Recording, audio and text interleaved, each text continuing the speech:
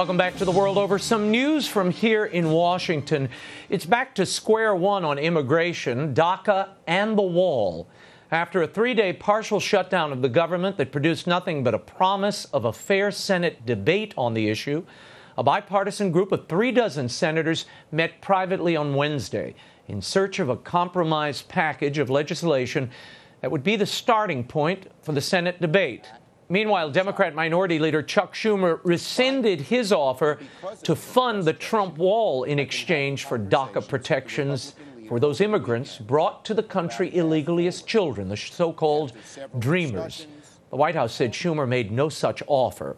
The president is indeed making his own framework available to members that Sarah Sanders, his spokesman, said members of both parties can support.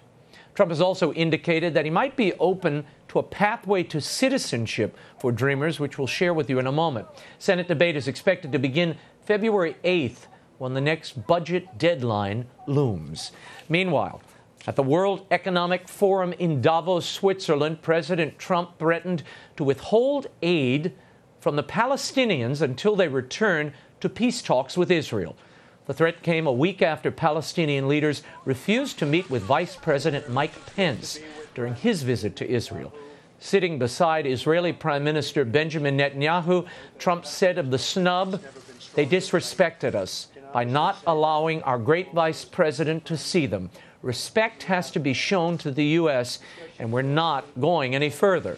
Pence told Israeli lawmakers last week that the U.S. was fast-tracking its embassy plans, aiming to move it from Tel Aviv to Jerusalem by the end of 2019. Here to discuss all of this and more is Chairman of the American Conservative Union, Matt Schlapp. Matt, thanks for coming in. Yes. I've got to start on this DACA deal. Yeah. There is no deal. Well, it's coming. They hope it's coming. Right. Senator Chuck Schumer pulled the funding of the Trump wall off the table. He said, I made the offer last week. It's off this week. Will that impact the outcome here? Not at all. I mean, Donald Trump is doing something that he said he would do, is he's showing people how he makes deals. Mm-hmm. And I think he's kind of outmaneuvering the Democrats. I'm being charitable, outmaneuvering the Democrats a bit.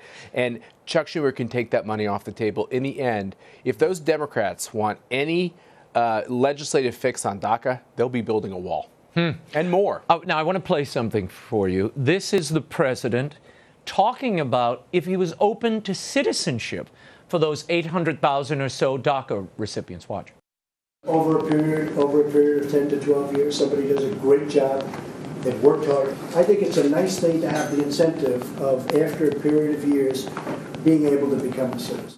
Now, to a lot of people hearing that, they thought the president is opening the door to amnesty. That's right. What's happening here? The president is opening the door to amnesty, and the bargain he's trying to strike is you're never going to get funding for the wall. You're never going to get 60 votes, which means you have to get 8 Democratic votes in the Senate for funding for the wall. You're never going to end family chain migration outside the nuclear family, the husband and the wife and the child. Right. And you're never going to end the diversity visa lottery program, which is a program that says we're going to make sure that we pull from every corner of the globe, no matter what their skills and needs and what our needs are. It's an insane program. You're never going to get those reforms without talking about this group in DACA. How many DACA people are there really? We heard 800,000. Yeah, I saw another thing that said the Dreamers are 3.5 million or maybe more. That's right. By the way, when you call something a dreamer, call a person a dreamer, any Democrat or any politician can come up and say, well, this is a sympathetic person, that's a sympathetic person. Really, our laws are not to countenance sympathy as much as they're to countenance what the legislative chamber says the law is. And the legislators are the ones that consider the sympathetic cases as they come up with the law, and then judges are to execute the law. The problem in our immigration system is we're so far afield from those basic concepts. And who is a dreamer, who isn't a dreamer, who's in DACA, that's all part of the negotiation. 2 weeks from now, we're going to face another government shutdown, I think, probably over this same issue. Now, the DACA thing, the expiration really doesn't happen until March. And that's not even necessarily a real deadline. Yeah, that's just the president all wrapped of the this program can up. slip. They don't have to come up with a deal in 2 weeks. Right. There's no real timeline on that. No. The Democrats are going to they're not going to be able to shut down the government again. That was too much of a political disaster for them. The idea of when the real deadline is on the legal status of these DACA people, by the way, most of them are adults. They're not children. Right. That can be extended. So what I would say is everyone take a breath, even if you're a senator. If you're going to do something like this, try to do it in the very best way you can, including taking the time, because you're going to have to get this bill with the votes of conservatives in the House, and they are going to be very dubious of any amnesty at all. And you think we're going to see a wall, an end to chain migration, end to the visa lottery, and maybe some kind of citizenship path for these DACA? I think we're at least a legal status. I think that might be one of the things that might get changed. But I think we're going to see a package. Whether or not it has the votes to become law, I think that is a very open question. I'm not smart enough to know. Well, you saw that Harvard Harris poll this week where you had 60+% saying they want a wall, they want a physical wall. That's you had right. 79% saying we want a merit-based system, not a family-based immigration system. So it's clearly not just Donald Trump and a couple of crazy people who believe this. It's a vast number of Americans. The problem with immigration is it's filled with lingo, right? And there's a lot of politics of race, politics of ethnicity interwoven in all this. But what the American people want, and because we've had so many elections on this, they want that southern border to be secure. They only want people coming in this country who are legally allowed to come in this country. Yet we're compassionate. We're a compassionate people. We're a tolerant people. And we understand that the question about immigration in our economy is a very real and important question. It's had a good impact, but it can also have a very nasty impact. And that's one of the things we've seen with people who are left behind of the American economy. The president tweeted something out this week I want to share with you. We'll put it up on the screen. He said, "Great to see how hard Republicans are fighting for our military and safety at the border. The Dems just want illegal immigrants to pour into our nation unchecked. If stalemate continues, Republicans should go to 51% nuclear option and vote on real long-term budget. No CRs. A good idea?" I'm dubious of the idea that we should lower the threshold in the Senate because usually Democrats have more votes than Republicans. And as we know, Democrats tend to be terrible on all kinds of issues we care about, including family issues. So you'd see a lot of terrible things like the idea of abortion on demand with FOCA. Would it become the law of the land if they only needed 51 votes? That being said, when it comes to this questions of funding the government, I actually think there's a strong case to lower that number so that when it comes to questions of funding the wall and such, I actually think it makes a lot of sense to lower that to 51. Well, the Republicans also have a big problem, as we saw the other day when they had to bring Vice President Pence in to get Sam Brownback confirmed to the International Religious Freedom Chairman position. The margin, though they are in the majority, when John McCain is at home suffering from cancer treatment, Thad Cochran can't find his way to the chamber without assistance. That's right. You're down a number of votes. Yeah, look, the voters need to understand something as well, which is, I think with age comes wisdom, but there does come a point where it's okay for voters to say, you've served admirably, and it's time to get a fresh set of legs. And when you have so many senators that really can't do the job day to day, it's put the Republican majority in needless risk on these important votes. Let's talk about Davos. The president really crash landing into Davos. He has made a huge splash. As I was watching this, I almost thought, this is like the papal receiving room. They all come in. He's in the same chair, but the world leaders keep changing in the chair next to him. Let's get the president a white suit. I think he can pull it off, personally. A white suit and a ring would suit him well, as long as it's a big, beautiful ring. The president, at one point, he met with Bibi Netanyahu, the Prime Minister of Israel. Bibi is sitting there, and the president has this to say about funds and funding the Palestinian state. Watch. That money is on the table, and that money is not going to them unless they sit down and negotiate peace. So I will say that the hardest subject they had to talk about was Jerusalem. We took Jerusalem off the table. You won 1 point, and you'll give up some points later on the negotiation, if it ever takes place. I don't know that it ever will take place. How does this end?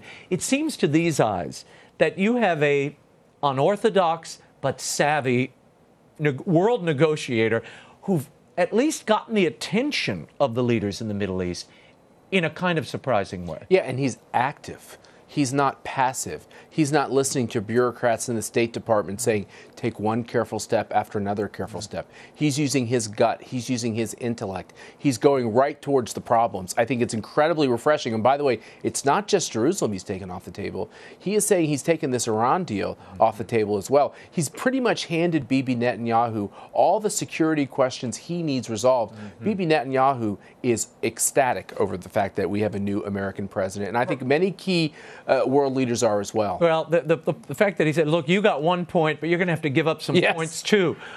That couldn't have made Bibi That too caused happy. a flurry of activity with advisors behind the blue screen from the State of Israel. You bet. And now some will say, Bibi got everything he wanted. Netanyahu has everything. There's no reason for him to go there. He got the big things, but the question is, as we all know, it comes down to the details on all of these plans. And actually, Netanyahu, of all people in the globe, would love to find a way to figure out how to bring security to the people in his country and in the region. It's in his interest. By the way, the Israeli economy is like gangbusters. It is really, it's really starting to step up to be a world leader in these economic questions. So security must go along to make sure that that continues to happen. What do you make of this Davos appearance? I mean, the president he's taking selfies with these people.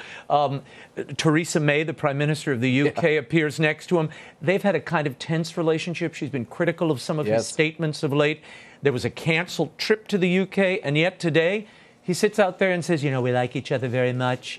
I like her. She likes me a lot. And I thought, oh, where's this going? When it's over, she invites him to visit the UK again. He's actually a fabulous diplomat. He actually has interpersonal skills, and when he is there present in person with these leaders, it just works. And I think actually going to Davos, you know, as someone who's a conservative and not really a globalist, I kind of winced when I thought he was going there. But, you know, he's bringing Trumpism to Davos, and it's actually delicious to watch. Well, there are some polls indicating that among diplomats, global leaders, the standing of America has dropped in the world. Yeah. And they say he is diminishing America on the world stage. Right. You would say what? Just the opposite, which is America is a force to be reckoned with. We're an economic force to be reckoned with. They can't take our votes in the UN Security Council for granted. They can't assume that we're going to do the thing that we've always done for 50 years. There is a new sheriff in town, and it makes them uneasy, and it makes me very happy. Well, that's probably why they degrade. They say, well, their place has fallen in the world because they won't take the meetings with us anymore. That's probably what they're saying. I want to somewhere Hercule Poirot is turning in his grave, and that doesn't worry me too much. Okay, I liked Hercule Poirot. Okay, sorry about that. He was kind of a fair, a man of justice. I always liked Hercule. The mustache I could have left. Let's talk for a moment about the Mueller investigation. Right. This thing has been going on forever. There are flying charges that they're corruption or charges of bias in the Mueller team. On Wednesday evening, the president was cornered in the White House. He was asked if he would be willing to testify before Mueller. Now, this has been a greatly contested moment. The White House has been mum and the lawyers about the president ever going before them. Yet here's what he had to say. Are you going to talk to Mom? I'm looking forward to it, actually. Do you have a date set? Just so there's been no collusion whatsoever. There's no obstruction whatsoever. And I'm looking forward to it. Why would we do it under oath? You would, yeah. Absolutely. Now, the White House lawyers are, of course, quietly backtracking on this. Yep. Was this a good thing to go out and commit in the public arena? That absolutely. You were willing to take this? Yeah, absolutely. He said over and over again, Sarah Huckabee Sanders has said the same thing, that they are fully cooperating with this investigation. That's the right. Look, the president doesn't feel he has anything to hide. He feels like he has broken no laws. He feels like his campaign broke no laws. He spent a year on this thing. It's like enough already. If you want to know the answers to these questions, I'm happy to give them to you. If a lawyer steps in the way and tries to negotiate better terms for that lawyer's client, I'm fine with that as well. You would support him going and not only testifying under oath, should he do it on camera, which has been talked about? I would not do it on camera. That would be if he was asking me my advice, I would not do it on camera. That just creates drama. Yeah. And, if you've ever been in a deposition, and most people have, there are always moments when it's hard to remember something, or you're not as smooth, or you don't come across as winning as you do in other parts of the deposition. So I think, actually, I would not advise the camera. Now, But the president who came from television, you're right. He might like that camera because he feels like he has nothing to hide. Remember, Ronald Reagan, when he testified, he did it in a written form. That's right. It was a written deposition. With Bill Clinton, as a Whitewater investigator told me yesterday, we brought the cameras in. Now we may regret that. Yeah. Because it may have set a standard, and they might insist that the president testify. Although, remember with Bill Clinton, that was because he was in a lawsuit brought by Paula Jones, which then turned into a video. So, there are all kinds of permutations on this, and the president is still a citizen of the United States, and his lawyers have the right to negotiate how he testifies. All right, we'll leave it there. Matt Schlapp, thank you as always for being here. You can learn more about Matt Schlapp and the American Conservative Union at conservative.org.